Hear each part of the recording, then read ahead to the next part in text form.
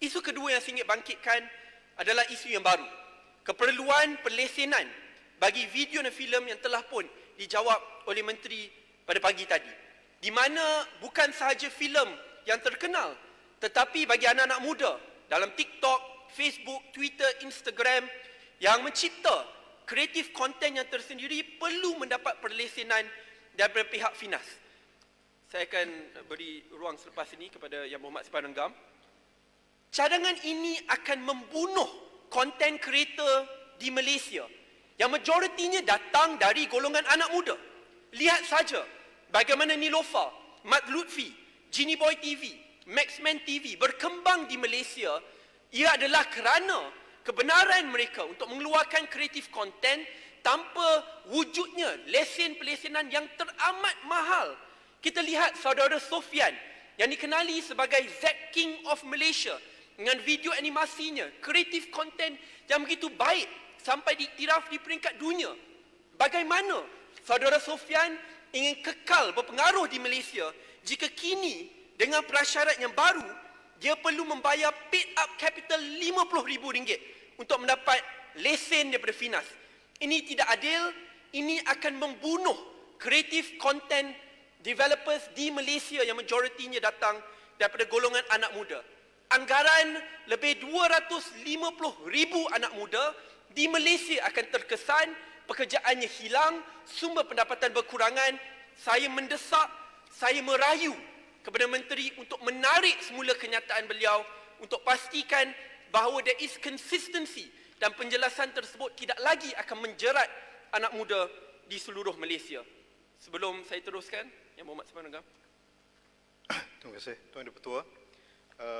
Sejurus Menteri Komunikasi dan Multimedia Datuk Saifuddin mengeluarkan kenyataan seperti mana yang telah disebutkan oleh YB Muar. Saya telah menerima banyak rungutan, keresahan dan juga kegusaran daripada para guru, para pensyarah dan para pendidik.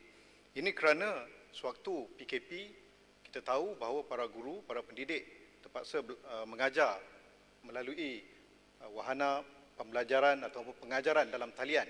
Jadi mereka terpaksa menghasilkan banyak konten ataupun kandungan-kandungan video untuk mengajar.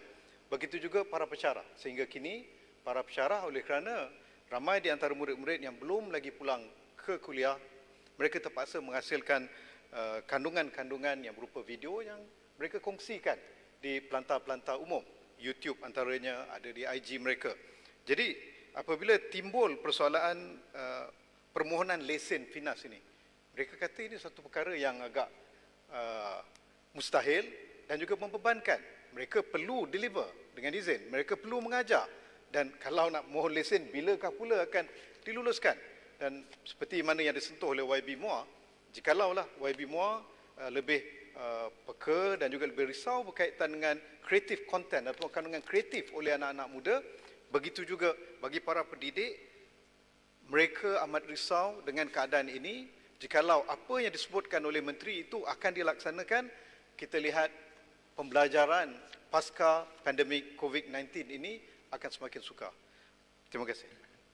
Yang Berhormat Simpan Enggam, sebab itu sebagai ahli berkhidmat yang muda dalam parlimen ini, saya merayulah kepada Menteri Komunikasi untuk kaji semula kenyataan beliau dan keluarkan satu garis panduan yang jelas di mana content creators khususnya kecil-kecilan ini bukan mereka yang mendapat pendapatan jutaan ringgit setiap tahun, tetapi yang kecil tidak perlu melalui prasyarat pelesenan yang menjerat masa depan mereka, pembayaran RM50,000 yang perlu mereka lalui. Terima kasih atas jawapan.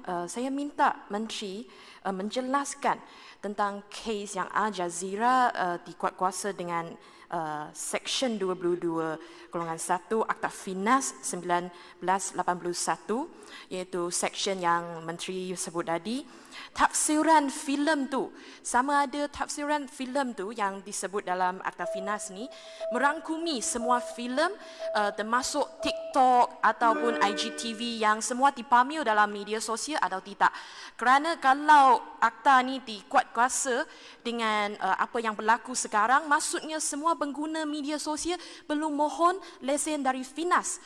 Jadi minta Menteri memberi satu penjelasan yang jelas kepada seluruh rakyat Malaysia. Terima kasih. Sila Menteri, 2 minit 30 saat. Ya.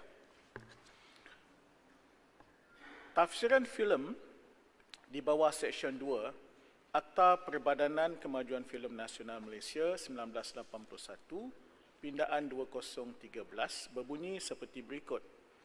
Filem-filem termasuk filem cerita, filem pendek, filem subjek ringkas, trailer, dokumentari, filem kecil iklan dan apa-apa rakaman pada apa-apa jenis bahan termasuk pita video dan ceper video berupa arca-arca bergerak sama ada disertai dengan bunyi atau tidak untuk dilihat oleh orang ramai atau mana-mana golongan orang ramai.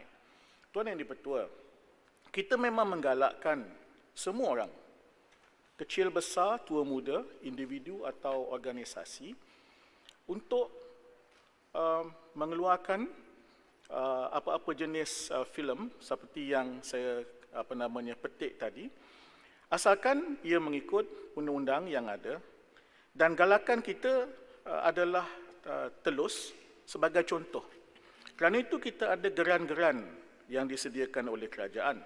Kita ada dana kandungan digital, kita ada FIMI, Film in Malaysia Initiative dengan izin, dan semua itu tertakluk kepada peraturan yang sedia ada. Terima kasih. Saya jemput soalan tambahan yang kedua. Sila Yang Berhormat Lembah Pantai. Terima kasih, Datuk Yang Ketua. 30 saat. Terima kasih.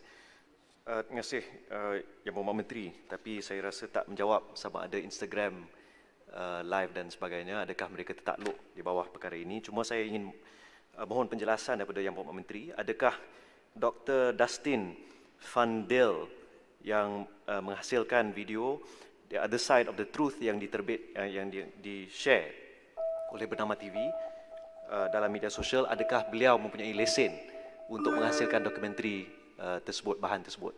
Mohon pandangan. Terima kasih. Sila Menteri. Terima kasih Tuan Yang di-Pertua. Yang ini saya serah kepada pihak penguasa. Ya, sekiranya ada aduan dan sebagainya, kita akan ambil tindakan mengikut undang-undang dan bergantung kepada sesuatu kes. Terima kasih. Ada ke tak ada? Soalan saya, ada ke tak ada? Tak ada lah tu.